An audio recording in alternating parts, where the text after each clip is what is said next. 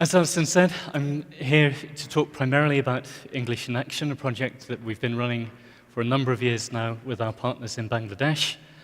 And we're going to use that to illustrate some issues around teacher education, mobile learning, and the challenge of doing those two things at large scale.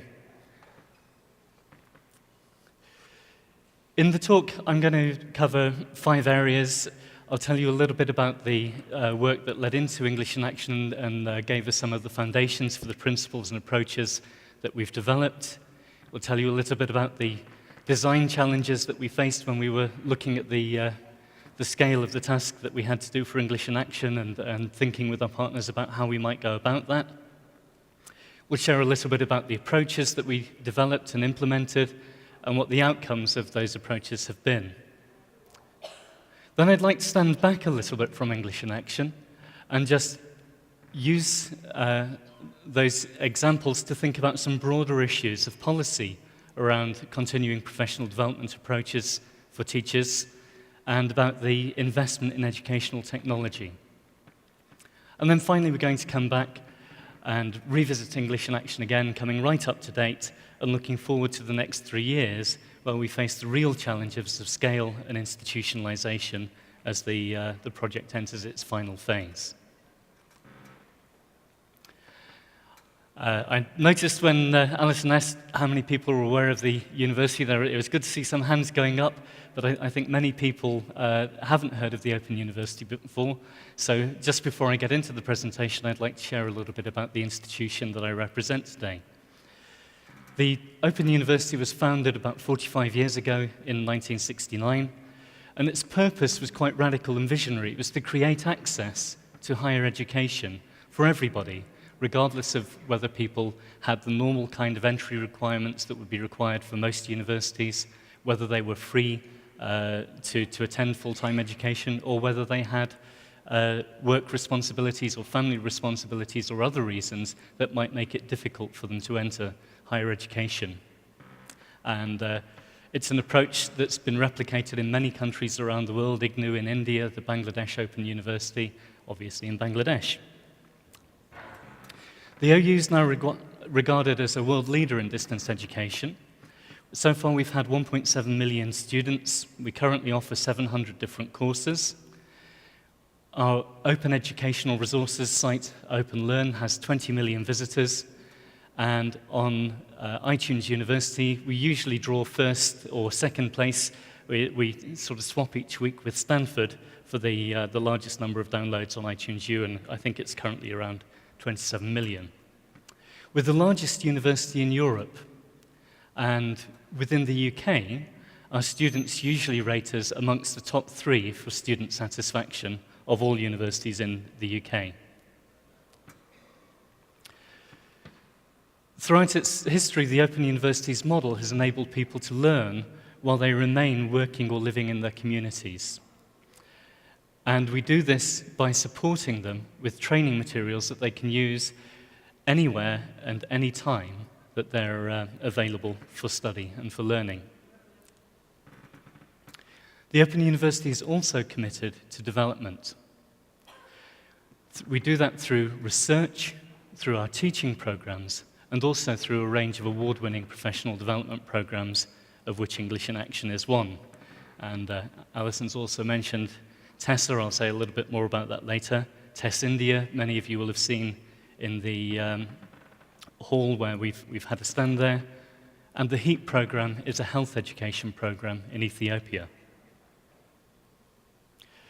All of those programs are developed and delivered in partnership. We don't believe in working on our own. We work with other people to design and deliver the programs that we contribute to. And I'm going to begin now to tell you about some of those programs that laid the foundations for English in Action. And I think probably the most significant one is DEEP, that we ran in South Africa and Egypt between 2001 and 2007. And DEEP was a very small program. There were only about 50 teachers that took part in DEEP. It was participatory research. The teachers were very much involved in designing the program and working out how we would do things. In South Africa, we worked in the rural areas, in the homelands where people had been forcibly moved to decades earlier. And we worked in schools that were largely offline. They had no electricity, most of them had no water, and they had very little learning resources. Typically, there was a blackboard and some chalk on a good day. In that context, we worked with the teachers. We managed to secure some funding for a laptop from Microsoft South Africa. Another company provided a printer and a scanner for each school. And we realized that to use those things, it would be necessary to give the teachers offline content so they had something that they could work with. Our South African partners suggested the idea that in the rural schools where teachers were very isolated, it might be helpful if there was more than one teacher. So we had pairs of teachers working together to help and support each other. And we also realized, again because of the isolation, it was going to be very important for the teachers to have the support not just of the head teacher, but also of the wider community. So part of the early work of the teachers when they began the program was to recruit the community and the head teacher, to inform them about what they were doing, to get their ideas and thinking into it, and to really involve them in the work that we did over the life of the project. In the last couple of years of DEEP, we focused particularly on mobile learning, and each of the teachers on the program had a small handheld computer, a pocket PC, as it was called then. Smartphones hadn't been invented at that time. And I'm just going to share with you a couple of slides from a presentation that we did in 2006, where we were sharing some of the findings that we'd had from that experience of working with pocket computers with the teachers in these remote rural schools. Again, we needed to put offline content on the pocket computers. There was no mobile phone data service in the area that the schools were, and there were no wired infrastructures. So we put a range of learning materials on there. There were ebooks, there were audio, visual materials, animations, stories, and crucially, we also had videos that had been made with the teachers of the practices that they had developed through the program. So where a teacher did something that was particularly interesting and innovative, we would video that and make a little film about it, and then put that on the pocket computer and share it with the other teachers on the program. And that's a practice that has fed through and become central to what we now do in English in Action too. The teachers struggled with this at first. It was quite hard to find their way around the computer and find things. But once they got familiar with the devices, this is a sketch from one of our teachers when they were trying to express what they were saying, and the teacher's saying, later I found that this is an eye-opener and a mind-opener, and lots of them use this metaphor of things opening up, of feeling that things had got bigger. The teachers told us that they used these handheld tools for any time, any place learning. They used them on the bus when they were on a long journey to the school. They used them at home. They used them in breaks in school. They told us all different ways and times that they had used them. They told us that they had often used them together. They'd used the devices and the information that was on them to work and to have conversations and to plan lessons together. They'd used them in new classroom practices. And they felt that they had a bigger sense of professional esteem and self-esteem from the use that they'd had of these technologies and from the improvements in their teaching and learning. What was particularly interesting, if you remember, the teachers had a laptop to share between two and a little handheld computer each. When we asked them, look, if you could only have one of these things, which would you prefer? Is it better to have a laptop and all the power of the computer, or to have the handheld device? Most of the teachers said, actually, they're both as good as each other, or I prefer the handheld device. If I could only have one, I would have that. And a minority, just 14% of the teachers, said that they would rather have the laptop. And equally interestingly, most of the teachers, 85% of the teachers, said that if they had to spend their own money, now they saw what they could do with these handheld devices, they would be willing to purchase one themselves from their own income. And I think as we, now a decade later, look at sustainability for English in Action, that issue of teachers being willing to invest their own money in handheld digital devices that can support their learning is one that's very pertinent. The other piece of work that laid foundations for EIA, very different, in scale. We've gone from 50 teachers to 500,000 teachers. The Tessa Consortium is a very large network of educational institutes across sub-Saharan Africa. It's working in 9 countries. And in Tessa, we didn't use mobile technologies for teachers, although they're beginning to do that now. But initially, we developed offline materials that would help teacher training institutes get teachers to do things in their classrooms. And they were very clear, very simple activities that teachers could carry out quite easily, but that made a big difference to teachers' understanding of pedagogy. And again, that is a principle that we've drawn forward into English in Action. It's driven by classroom activity, little things that you can do that make a big difference. So that's some of the background. Let me tell you a little bit about the context for English in Action now. English in Action is a program that was requested by the government of Bangladesh. It's funded by UK Aid through the Department for International Development. And it's delivered in partnership between BNB Mott MacDonald, the Open University, BBC Media Action, USEP, which works with underprivileged children, working children, and FIVDB, Friends in Village Development, which works with rural communities in Sylhet. EIA is a 9-year program, and we realize that that is a great privilege to have that length of time to develop and refine your work as you go along.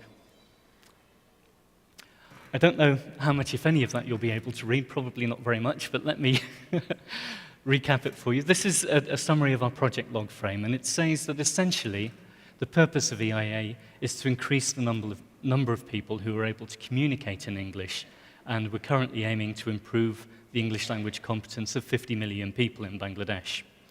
Roughly half of those will be reached through schools and half through adult learners. We've got a number of different activities by which we hope to achieve that purpose. We're working in primary and secondary schools. We're working through the BBC Media Action with adult learners. We've got a substantial research, monitoring and evaluation component. And I think EIA is quite unusual in that we've invested around 20% of our total income in monitoring and evaluation. And we added a 5th activity over the last couple of years, which is to discreetly focus upon institutionalization and sustainability. The project's in 3 3-year phases. The first one of those, from 2008 to 2011, we think of as a pilot phase, where we worked with 600 teachers and around 100,000 students. We're currently coming towards the end of the second 3-year phase, where we're working with 12,500 teachers across Bangladesh at the moment, and something in the order of 2 million students. And we face the slightly daunting task in the next 3 years of having to reach an additional 64,000 teachers and 10 million students. We're in danger of being a victim of our own success. The government are very pleased with what's been achieved so far, and so are DFID, and they both would like us to reach significantly more teachers than that, so we're waiting to hear about a proposal that will see that target rise to 124,000 teachers and 17 million students in the next 3 years. And there are huge questions about quite how you do that, which we'll unpack a little bit later. And the screen's gone blank. Why has it done that? So, if we're going to do that and we're going to reach that kind of scale, there's a number of things that are required of us. We've got to be cost effective, and that means both parts of that equation. We've got to do this at a reasonable cost. We can't invest enormous sums of money in the training of any individual person when you've got to benefit many millions of people. So it's got to be done at reasonable cost, but it's also got to be effective. It's actually got to change the English language competence of the people that we're working with. It's obviously got to be scalable. It's got to be something that can be done at a very large scale and in the final 3 years in a relatively short period of time. It has to be equitable and inclusive.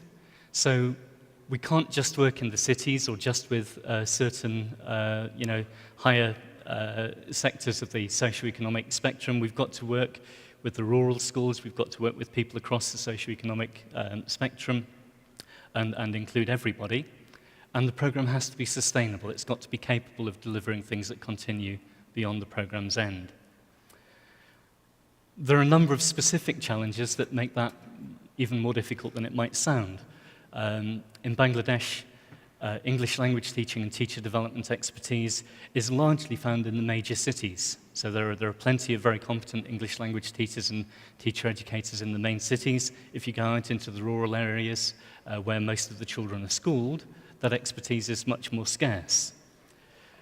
I think it's fair to say as well that the number of people with that expertise is too small for our requirements. We couldn't use face-to-face training to reach the number of people we've got in the time that we've got just using local ELT expertise, because there simply aren't enough people to do that job. And also we couldn't afford it. They're used to commanding quite good salaries, as I'm sure you'll all appreciate, and that again is something that would make it beyond the costs of what we could implement. There are also challenges around the infrastructure. Travel's quite slow in many parts of Bangladesh. Oddly enough, it's quite slow in the cities as much as in the rural areas. The infrastructure of technology is getting better. The mobile networks have improved their reach significantly, and the data networks are improving very much so. But in many schools, electricity is either absent or unreliable. And also in the rural schools, teachers are often isolated from professional support. In many of the rural areas, you will be a long way, either physically or in travel time, from the nearest higher education institute or source of professional support. Also, we didn't want to take teachers away from their schools for a long period. If you take a teacher out of a school for a month or a couple of months for training, and then there is nobody in that school to teach the children, we think that's not a good model. There are particular issues with taking women teachers out of school for long periods of time in the context of Bangladesh, where family responsibilities and other social issues can make that problematic. And we're also aware that EIA is not by any means the first large-scale teacher development program in Bangladesh, and many of the previous programs have had only limited success. This is typical of the kind of evaluation that we've found when we looked at other programs. This is from Arifa Rahman in 2006, and she's saying that the program suffered from a lack of planning. There weren't supportive resources for the teachers when they went back to school. There wasn't a long-term focus. There was sort of one-off training rather than having a longer perspective. And where the programs had success, they taught people about English language teaching. So we came across many teachers who said, yes, I know the 5 principles of English language teaching and communicative language teaching, but they found it hard to put that into practice in their schools. We carried out extensive baselines and went into hundreds of classrooms to see what kind of pedagogy was taking place. In 9 out of 10 of all the classrooms that we visited, we only saw 3 things happen. The teacher talked and chalked at the blackboard. The teacher read from the textbook and asked closed questions of the students. And the teacher marked individual students' books and gave individual comments to students. So in 9 out of 10 of the lessons we saw, there was no pair work or group work or anything of that nature, and there was very limited student participation in the lessons. And particularly, given that it is English language learning, there was very little use of the target language, either by the teacher or the students. So we wanted a program that would minimize dependence upon national or international ELT expertise for the delivery at the field level. We wanted to maximize local peer support. We wanted to identify appropriate technologies, and by appropriate we mean something that was relatively cheap, that didn't take a lot of time to train people how to use it, and that didn't require very much infrastructure, such as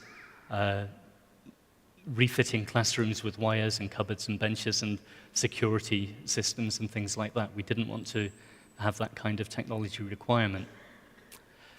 But we did want technologies that had maximum utility. We wanted them to be able to model and support both the target language and the pedagogies that we were promoting. We wanted to minimize teachers' time away from school, and we wanted to maximize the impact on teaching and learning. So, what came out of that situation? I'm going to spend a few minutes to tell you a little bit about EIA's approach to teacher professional development and then some of the outcomes. And to give you an overview of that, I'm going to stop talking to you for a little while and let you see what this program looks like from the inside, from a teacher's perspective.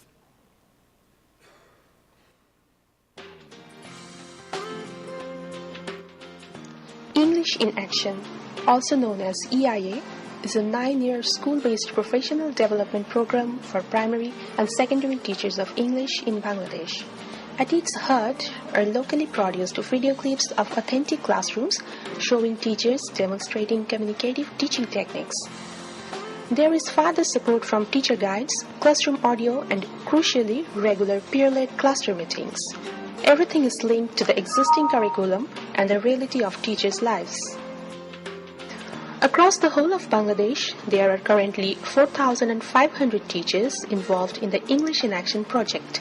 By 2017, that figure will have risen to over 75,000 teachers.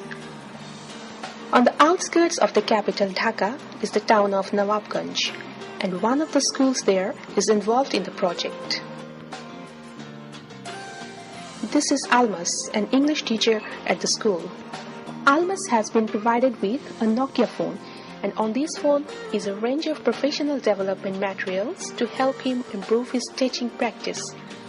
There are videos of classroom practice showing local teachers in their own classrooms using a variety of techniques. Whenever Almas has a spare moment, he can watch and listen to this video and audio materials on his phone. The videos are supported by a narrator who explains what is happening in the classroom. In the early modules, the narrator Shanta speaks in the local language.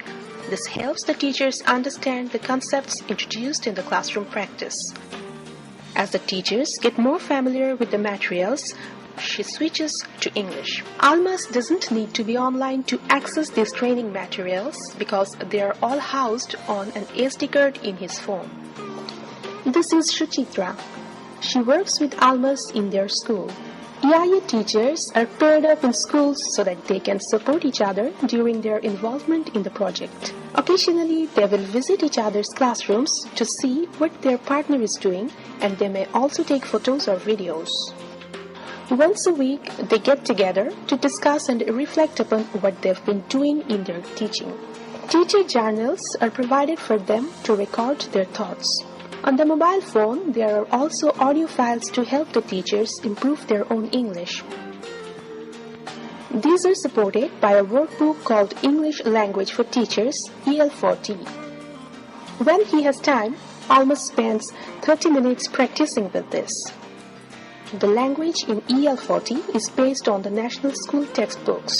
In addition to their mobile phones, there's a secondary teacher guide which provides them with activities to do in the class, along with advice on how to use the classroom techniques shown on the videos. The teacher's guide also gives information on teaching grammar and working inclusively with large classes. The English in Action materials are divided into 8 modules. There is a particular focus in each module, but they all stress the importance of integrating reading, writing, listening, speaking, grammar, and vocabulary. EIA doesn't provide extra content for the teachers to use in the classrooms. They have the national schools textbooks, English for Today, to get through. But EIA does provide audio of dialogues and stories from the textbooks. Teachers can play this using their mobile phone through an inexpensive, rechargeable speaker.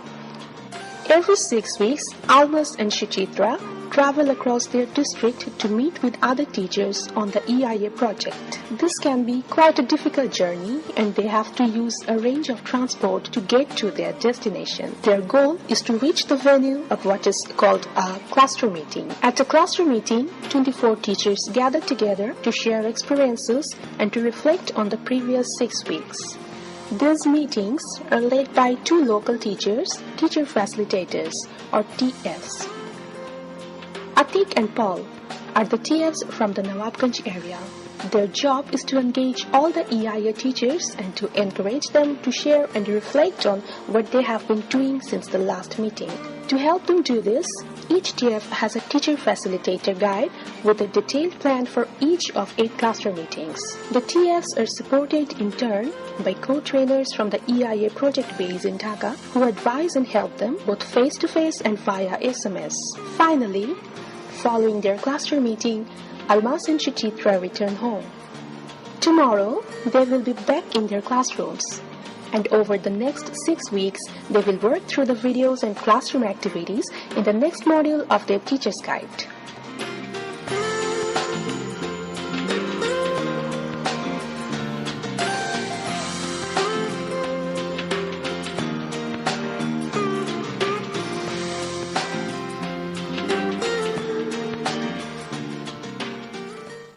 There we are.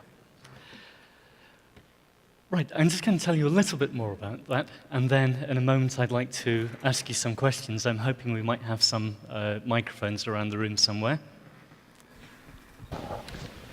A few things I'd like to draw out from the model. The first is that English in Action starts with new classroom activities. So right at the centre of everything we do is the intention that teachers and students will be engaged in doing something different in the classroom. Very often training programs start by telling teachers principles or giving them some information, some theories of teaching, and they hope that teachers will work out for themselves how to translate that into practice. We go about it the other way around. We start with introducing new things in practice and work from there to the sort of principles and the broader understanding. To help the teachers introduce those new activities, we wrap around that a number of things to help them that are always available for them in their school. They include the professional development materials that they've got. They include their partner in the school, the head teacher who is there to support them, and also the new technologies and the audio-visual materials and classroom materials. So teachers aren't left on their own to try and introduce new activities, but there are lots of things that are there to help them do that in the school. And then we have a second layer of support that's wrapped around those activities beyond the school, which includes things like workshops and cluster meetings and visits from the project. Because we're focusing on the mobile technology, I'm going to just show you a little bit about how we use the mobile phone for that. And first of all, we're going to look at one aspect of the materials, which is the classroom audio. On the screen, we've got the text from the National Textbook English for Today, Class 3, Lesson 27. And I'll read that for you, just in case it's a bit tricky to see. It says, it's a record of a dialogue, and it says, look at the picture, now read and act. Shop assistant, hello. Salim, hello, can I have a pencil? Shop assistant, sure, anything else? Salim, yes, an eraser and a sharpener. Shop assistant, here you are. Salim, thanks, how much? Shop assistant, 10 taka, please. Those 7 lines and 25 words of dialogue are what's in the textbook for a week of English language lessons. And although it says, now read and act, the baseline studies would suggest that very few teachers would have acted that out or got pupils to engage it. They would have copied it, they'd have read the dialogue, and they would have repeated that text quite routinely for a long period of time. I'll show you what we did with the audio on the mobile phone to try and encourage a bit more active engagement with that kind of text. If you just bear with me for a second while I find the right file. So I'm going to the classroom materials, Class 3, Lesson 27.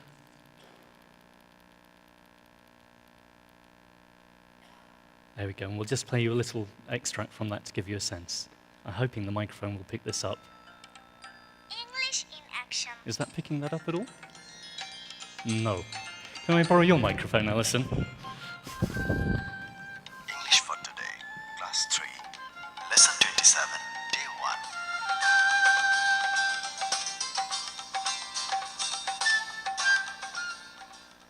Hello students, this is Shaplapu. I তাহিরাপার স্টুডেন্টরা তাদের ক্লাসে shop assistant আর কাস্টমারের অভিনয় করছে। Let's listen to তাহিরাপা and her class.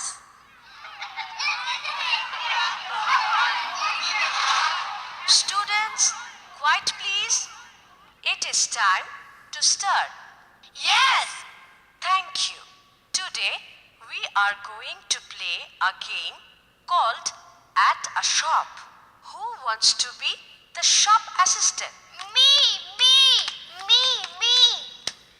Rupa, what about you? Will you be the shop assistant, please? Yes, of course. Now, who wants to be the customer? Who wants to visit the shop? Me, me, me, me. Okay, I will choose one of you. Ami, will you be the customer, please? Yes, of course. Okay, Amin. I want you to visit Rupa's shop and buy anything you like. Okay? Okay. Hello, can I have a pencil, please? Yes, of course. Here you are. Ah, no. Can I have a blue pencil, please? Oh, sorry, I do not have any blue pencils. I have red or green. Oh, can I have a green one, please? Yes, certainly. Here you are. Anything else? Yes, can I have a ruler, please? I'll stop that there, but great. You get the impression that it's extending the range of what's in the textbook, and as well as providing model language, it's encouraging teachers to implement new approaches in the classroom to that and to allow students to deviate from the text and to be a little bit more creative with the language. I'll show you a quick extract of the videos that are on the phone, which are not for use in the classroom. These are for teachers to look at individually or in pairs or in the cluster meetings. Hello and welcome to Module 6, which is about listening in action. We begin with Part 1, SM6 V1, English in the classroom. You will start this module by watching 2 video clips which show 2 different teachers teaching the same lesson, Class 7, Unit 3, Lesson 14. As you watch the clips, try to answer this question. In which clip do students listen to more English? What country am I going to write on the blackboard? Chile. Very nice. Anything else? China. Very nice. Another? Croatia, Colombia. Very nice. But, oh, let's give you another clue. Then,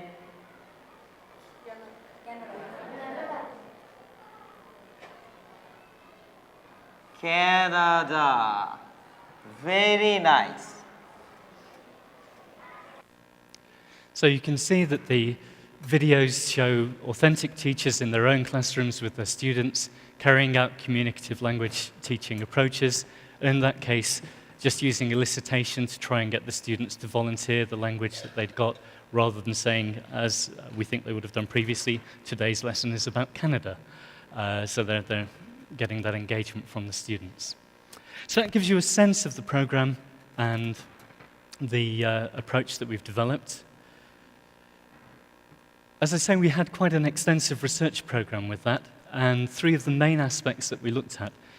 What did those experiences do to change teachers' and students' attitudes to English language learning? What impact did it have on the classroom practices of teachers and students?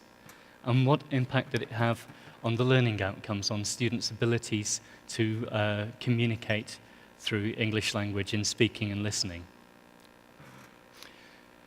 We found a significant shift in attitudes towards communicative approaches. Prior to the program, the baseline has suggested that teachers thought really that learning grammar was the best way to teach and learn English, and that shifted substantially for about 86% of the primary students and primary teachers, and 90% of the secondary teachers towards communicative approaches. when we went into the classrooms, we saw that students were talking very much more than they had done before, and that both students and teachers were talking in English. So the student talk time had risen from negligible to 25 to 30% of the lesson time, and teachers' use of English had risen from negligible to 70 to 86% of their talk, and in both primary and secondary, around 88% of the students' talk time was speaking in English.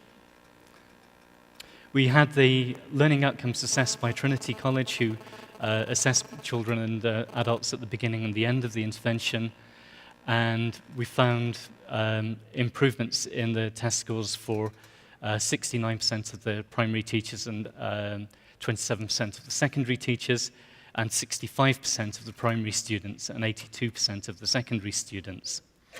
I won't go into detail on the research findings, but if you'd like to know more about that, the reports are on the website, eiabd.com, or if you'd like a journal that sort of summarizes across the report studies, there's a paper that is cited on the bottom of the presentation if you want to have a look at that later. Of course, that makes it sound like it's quite simple, that you deliver your teacher training program, that what happens in the classroom changes, and as a result of those changes, students learn English better. The real world isn't as simple as that. It's really quite messy and complicated. And there are lots of other areas, the teachers' views about learning, school issues, home factors, the motivation of the students, why they're studying English, the English language competence of the teachers. All of those things interact in ways that are quite complicated. We have looked through our research program at all aspects of those, and there are some things that we know about all of those, but quite how they interact together is something that we need to try and understand much more clearly. Okay, I'm going to very quickly touch on some policy issues now, and particularly in relation to teacher education and development and mobile technology investment. I think it's fair to say that in most developing nations, teacher training doesn't look very much like EIA. The most common forms of teacher development are long out-of-school workshops where teachers are taken away for 2 to 4 weeks, anything from 2 weeks to 4 months at a time. Or there's cascade training. We were doing some work in Uttar Pradesh in 2012, and the challenges of scale there are enormous. The number of teachers they have to train and improve are vast. And it's very interesting, the Institute of Science and Maths Education there had gone for a cascade model. They really wanted to reach scale, so they had a model of 2 days training that was passed on from the center down through 3 or 4 different divisions, and eventually teachers got 2 days of training in their local diets. And they managed to train many teachers from all of the diets, but the impact of that training was probably very, very slight indeed, because messages get lost along the way. The English Language Teacher Institute, on the other hand, was really going for quality. They wanted to give teachers substantial training. They had a period of training of several months, but over the course of a year, they could only train between 50 and 100 teachers, which in the scale of the need in Uttar Pradesh is simply going to take far too long to reach the number of teachers that you need to. And if we look across those 3 forms, cascade training, out-of-school training, and school-based teacher development, we have to say the evidence for any of those and their impact on teaching and learning is relatively limited. It has been argued that actually the choices of CPD approach are largely based upon belief rather than evidence, and that view was the summary of a major literature review in 1999 and repeated in 2007 came to the same conclusion. Thank you very much, Alison. There is some evidence that context is important, that it's very important for teaching improvement to take place in schools and classrooms, and that teachers learn best from each other. And there are some other principles that come out from literature in the developed world, but there is less literature on this in contexts outside the US and European Union. And there's just very recently a literature review on teacher education in developing nations that echoes some of those themes. Peer support is the most important factor, follow-on monitoring is very important, and support from the school principal is very important. If we look at educational technology and the investment in that, for a long time, most of the investment would have been in technology. Almost all of the spending and all of the effort went on putting computers into schools. Very little went on giving teachers anything related to the curriculum to help them use that technology, and teacher training was something of an afterthought in many cases. I think that has characterized educational technology for several decades. That approach, I think there is a lot of evidence that would suggest that that has very little impact on improving teaching and learning. We've got mobile phones have become ubiquitous in the last 10 or 15 years, and we would argue that they now provide an affordable, appropriate ICT for the global majority. If we think about the 3-year phases of English in Action, in the first 3-year phase, we provided teachers with an iPod Touch because phones that could do what we needed them to do cost £500, and it was much cheaper to give them an iPod that cost about £180. At the moment, we can do the same thing with a £30 phone, and we think in the next 3 years we won't need to give them the phone already at all because they will already have one, and we will only need to give them the SD card, which will cost about £3. What that means is that we've got a very different pattern of investment. For English in Action, the vast majority of our investment and effort goes into designing and delivering teacher development programs. We then spend an awful lot of time and effort and money in developing quality learning materials and resources, and relatively little money on the technology itself. And if we look at the recent literature review that was done in 2013 on the mobile landscape, we can see that there's a strong argument to say that you shouldn't choose technology for the sake of the technology. You should choose technology that allows you to deliver the educational technique that you want. So in our case, communicative language teaching. And that you should make sure that you include the teacher in that program. Programs that try and take the technology direct to the children can have some impact. Programs that take the technology to the children and involve the teacher in facilitating that show better impacts. But we don't know enough about how that works. So, in the last couple of minutes, where are we now? We're, in 2015, hopefully going to start training the 2-year training program that will have to reach the enormous figures that we've mentioned before, potentially up to 120,000 teachers and 17 million students. We're currently in dialogue with the government of Bangladesh about how our approaches can be embedded into the government CPD systems. And when we began looking at that in earnest last year, we identified 12 different factors that we thought had been critical to the success that we'd experienced. And we ranked each of those for how hard we thought it would be to get the government to agree that it was important, to be able to implement it within the government system, and to do so in a way that actually delivered the outcome that we desired. And we ranked it on each of those 3 things. We thought it was quite easy to get agreement and consensus that the quality learning materials were important, and that the program should improve the teacher's English language competence to be relatively well linked to the curriculum. We thought there might be some difficulty around providing the technology and the covering the costs of the speakers and things that teachers would need, and getting peer support in school. But we thought it would be most hard to get ongoing support for teachers to move away from a model of one-off training to a model of support over a period of a year or so. We also thought it would be most difficult to help people understand and then implement an approach where the focus was on classroom practice and teachers sharing their ideas rather than being trained and told what to do. In practice, about 9 months after we did that analysis, I have to say we were fairly accurate. It's been quite easy to get the government to want the approach in general. We think we've got funding for the technology and the materials covered.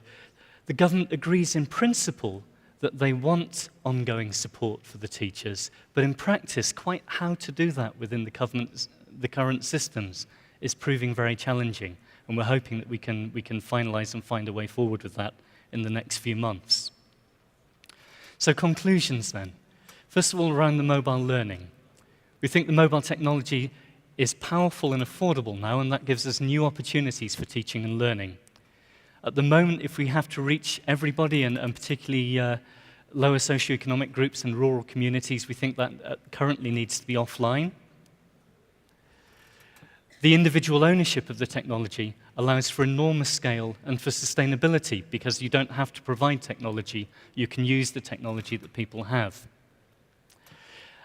And that change has the potential to redefine the cost structure of investment in educational technology, away from technology and into the development of supportive learning materials and supportive teacher practices. In terms of teacher professional development, a number of key features that we've found from our own experience and that are reinforced by the literature: classroom activity-based, supported teacher professional development with classroom resources, supported by peers and head teachers, and that support and monitoring over a period of time, not a one-off period of training. However, there's a need for much wider and more systematic evidence about what works and what doesn't, and under what circumstances it works, if we're really to get these messages across to the policymakers around the world. If I could sum all of that up in one bit, I very much like this quote from Nelson Mandela: "You should not underestimate the power of education. It's not beyond our power to create a world in which all children have access to a good education. Those who don't believe it have small imaginations." And we have to use our imaginations and the mobile technologies that are available to us to find simple, affordable solutions. But the most important thing is not to focus on the technology, but to focus on the process of teaching and learning, and how people can work together to share their experiences and improve their practices. Thank you.